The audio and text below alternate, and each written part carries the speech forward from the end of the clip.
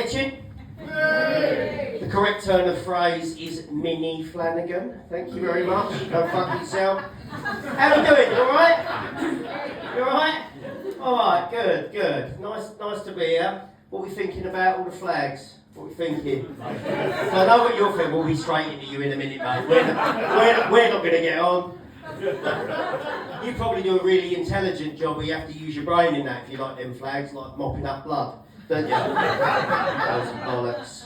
Right, anyway, so I don't know what's going on with these flags. First of all, I'm going to say, and you're not going to like it, but this gives me a sense of defence, is I'm a former frontline soldier. I did 2 tours of duty for this country in the 90s. That's the bit where you clap. Right? I didn't really. No, I'm only joking, I fucking did. I did 2 tours. But yes, I don't get this. I don't understand what this is. This is apparently patriotism, and I have a different form of patriotism in my mind. My mind is we went and fought for people like the Nazis, and we created a free society so people can have different points of view. But you can't have that nowadays. You go on social media, what happens is you say, oh, I quite like this, and someone goes, die you motherfucker, you fucking die! I'll come round here and fucking stab your kids! You're like, okay, alright, fair play. And this is how it starts, then you know that bit, don't you? Because it's lowbrow, yeah? But the thing I don't get about these flags, the things that's really freaking me out, is the roundabouts. What's going on? Why the roundabouts? Because the way that I see it, right, if those guys stop using a dinghy and start parachuting in, they'll have a lovely target to fucking aim for, won't they? Eh? And the other thing about the roundabouts, which really blows my mind, right, is it's the one place in the UK that no matter what side of the political spectrum you're on, right, everybody's already agreed to give way to the right. So shut the fuck up! So that's what I don't understand, this thing about not being able to have another opinion and all that. My granddad, God rest his soul, he was part of the great generation, you know, the greatest generation, and he signed up in 1940 and went right through and was demobbed in 1945, God rest his soul, bless him. And I can remember I said something, obviously I was a child, and now being a soldier, I understand how insensitive that is. And I said to him one day, we're out in the garden, and I said, Grandad, did you kill anyone? And he said, I hope not, I was a chef. So yeah, the thing is, you can't get any fucking opinions in and anything, can you? If you look at what happened to Charlie Kirk, now I didn't agree with pretty much anything that bloke said, but you know, I can agree, you don't take someone's head off, do you? You don't just fucking shoot them through the head, that's disgusting. I mean, the only thing we did in this country that got slightly close to it was Nigel Farage got that milkshake up him, didn't he? That's our version of an assassination. And when it happened, when it went right up him like that, all his bodyguards dived in, didn't they? And I thought, oh, that milkshake brought all the boys to Farage. Thank you very much. So the thing is, what do I do, brain mopper? What do I do for a living? Quick. Bricky, you would say that, I'm a chartered accountant. Get your mop out, dickhead. Yeah, so I'm a chartered accountant. The thing is, when you've got this accent, people think, oh, he's a dingy stabber. He's a dingy stabber. Going to be reformed and all that. When I'm down my work, but basically what's happened is I've made a bit of bunch like you haven't. And basically, what's happened is I've moved up to Cambridge, and the only problem with this accent is you don't fucking fit in anywhere. I go up there and I take the missus out, we're foodies. You know, I went into a tapas restaurant, Le Mercado, right, in Cambridge, and I did the international sign for table of 2, which is... Right?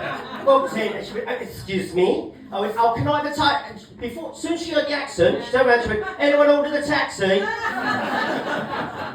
then when I come down here, everybody, when I go down, I'm a peasant from Cheshunt, by the way, right? That's where I'm from. And when I go down there, and I talk about the things I want to talk about, people don't like it. So basically what they say is I said to my mate the other day, I said, do you know what I think Rachel Reeves should do to stimulate growth in the economy? I believe that she should enact a lot of Keynesian tactics that would employ growth and get us over to a 3% increase in GDP. And my mate just checked his pocket and thought, fuck me, what's that ketamine in that fucking cocaine? So I'll tell you a few things about me before I go. Oh, Guinness Zero. Have you tried it? Yeah. Oh, it's the bollocks, isn't it?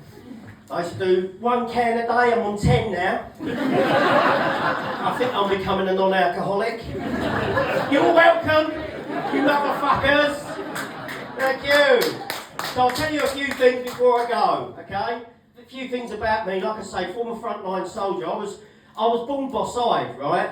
Now the thing is, with being boss-eyed, but this is as good as Moorfields could do in the 1980s, bless them. And the thing is with being boss-eyed, I've only got one eye right. I know you think you're getting a personal shove down here, but let me assure you that is just a medical defect, okay? The thing is with having eyes like this, right, is that it has its pros and it has its negatives. One of them was, when I was an infantry soldier, I was a secret weapon in Her Majesty's forces, because I was the only person who could shoot round corners. Catch up.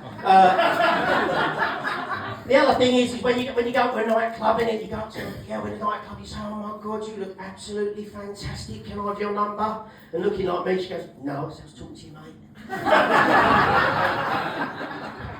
Good, isn't it? It's good, isn't it? Yeah, fuck you. Good. Yeah, so there you go. And what else? I'll tell you what I have done when I made me bunts. Right, when I made a bit of bunts, first thing you do when you're straight off the estates, because my religion, by the way, is C of E, Council of the State, right? That's what I am, right? Proper Council of the State. And as soon as you made a bit of money, I went and got my teeth and hair done in Turkey, because that's what we fucking do. And if there's any left over, we buy a convertible. That is us. Yeah, so I had a comb over, you'll know this. How tall are you, mate? You're about 5'8", aren't you, or something like that? Yeah, so even you're about, 2 or 3 inches taller than me. And I've got these big burly mates of mine, they're all fucking big tough nut, look right hard with their shaved heads. And there was me with my comb over, like this, like, couldn't go out this time of year. As soon as it would say, like, Storm Dorothy, oh, fuck me. I'll have to get Deliveroo sorted out, I ain't going out like this. So yeah, but the thing is I sit in my board meetings, right? And when I got in my board meetings, I've been there with a fucking hat on when it wasn't right. So people started taking the piss out of me. In the end, one of my mates said, you're going to have to shave it off. And like I say, one of my big mates looked at bollocks, you look really tough. I shaved my hair off, and all anybody said was, I didn't know you were ill. Fuck me, Ben, how long you got? So normally I've got about 10 minutes on wanking. You're not surprised to hear that, are you, Richard? Are you? But I'll tell you a couple of things. A couple of things is in the office, because I'm brought up on the old scaffies and that. My mates are all builders. I've got a different attitude. My attitude doesn't quite sit in the uptown office of my chartered accountants. I'll give you a quick example. There was 2 women in the office the other day, and they were talking about vibrators. I don't know why I was doing it. Right. They were talking about vibrators, the 2 women at the water machine, and one said, "Oh, I use a bullet." She said, "I use it on myself, and I sometimes use it with my partner. It goes in the handbag." And the other woman went, "Oh, I've got a rabbit." She says, "It goes in my vulva, right?" Which I thought was a car, right? But it's not. It goes in my vulva, and I use the ears to stimulate my clitoris. And I thought, okay, I went over and talked about the life-size silicon torso with pulsating anus that I've got under my bed at home.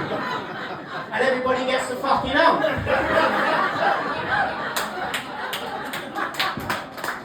So how long have I got? A minute?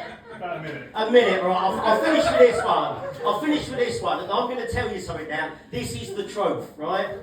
You can all deny it to your partners and all that, but I'm going to tell you something that's absolutely true, right? I don't know what you ladies call it. I call it wanking, so we'll call it wanking for everyone, alright? Ladies wanking, men wanking. We've all had this feeling, right? And I can guarantee everyone in this room it's happened to, right?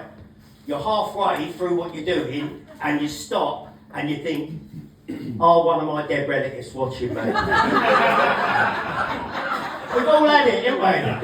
We've all had it, yeah. Happened to me last Sunday. I stopped halfway through and I went, Nan? I said, Nan, is that you? I took the Tesco carrier bag off my head. I said, Nan, give me some privacy. I've been Ben Dixon, it's been an absolute pleasure.